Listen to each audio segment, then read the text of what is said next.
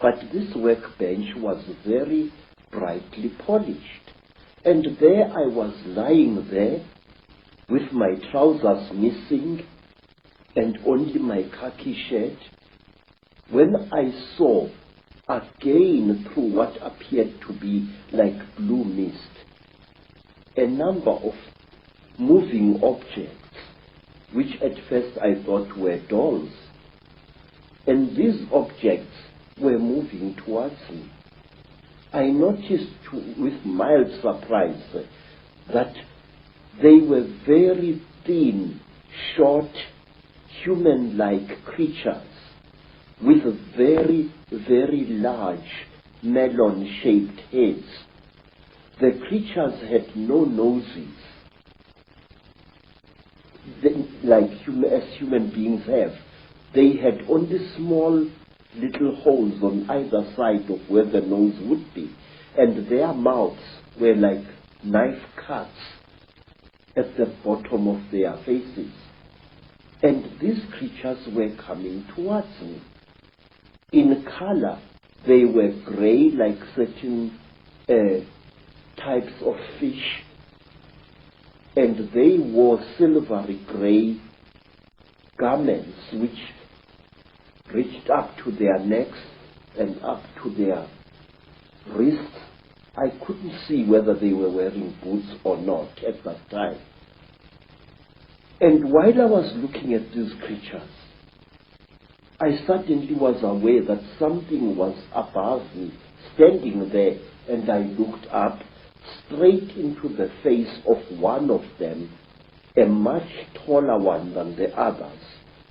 And this creature was wearing a garment like a tight-fitting overall without any buttons or anything, which reached up to its neck, but its wrists were bare. I noticed that the creatures had very long fingers. Its fingers had extra, and each of its fingers had an extra joint, and it ended in a claw, a black claw like that of a chicken or a certain kind of bird, and that its thumb was not here, but here in the middle of the hand. And this thing was standing above my head and looking down at me, and I was looking at its eyes, which were very strange indeed. It was as if it was wearing plastic goggles over its eyes. I could see its eyes inside these tinted goggles, and it had holes on either side here, but it had no nose as I have.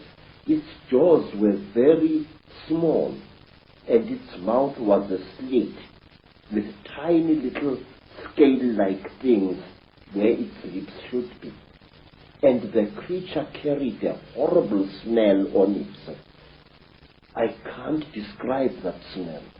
It was a metallic, chemical smell, which seemed to combine the smell you would smell when somebody is burning brass or copper, and a very ugly chemical smell, these two smells combined. And this creature was looking down at me.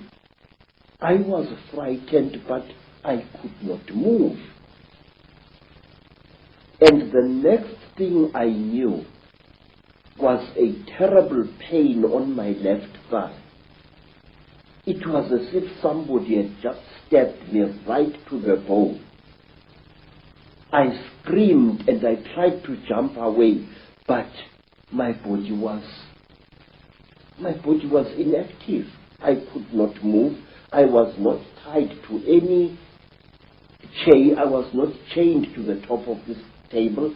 There was no belt tying me, but I could not move my body.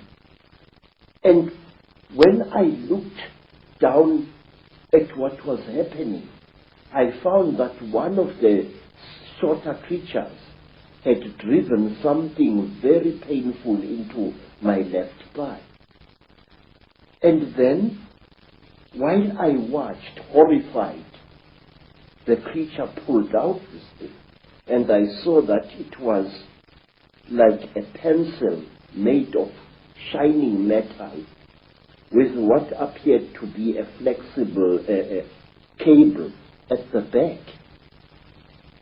And before I could do anything, sir, my head was seized by the creature above me. It caught me on either side of the head like this. And then a third creature drove something into my right nostril here. It was as if I had been shot. The pain was so terrible, sir, that I screamed and screamed. Blood filled my mouth, blood spurted out of the nostril, and the creature did not seem to care. I was stupefied. The pain was so intense, so terrible.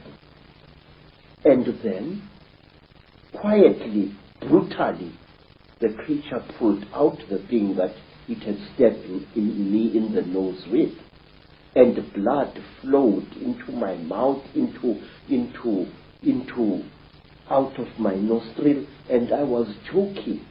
And then the big creature coldly turned my head this way, so that blood came out of the mouth, and which gave me some kind of relief. And after what seemed like an eternity of pain, the creature brought something out of somewhere, which looked like an old-fashioned tea strainer in appearance, and it put this thing close to my nose. And then I seemed to drift away, and the pain subsided. You know, sir, it was torture so intense that even now I can't describe it. And then something else happened. A fourth creature started rummaging between my legs, and it pulled out my organ of manhood and stuck something into that. It was very strange, but I wasn't feeling any pain now. But I could feel the flexible cable moving inside me, right into my body. And then, I can't describe it. It was as if my seed was being sucked out by this small, bright, flexible cable. And then the creature just pulled it out.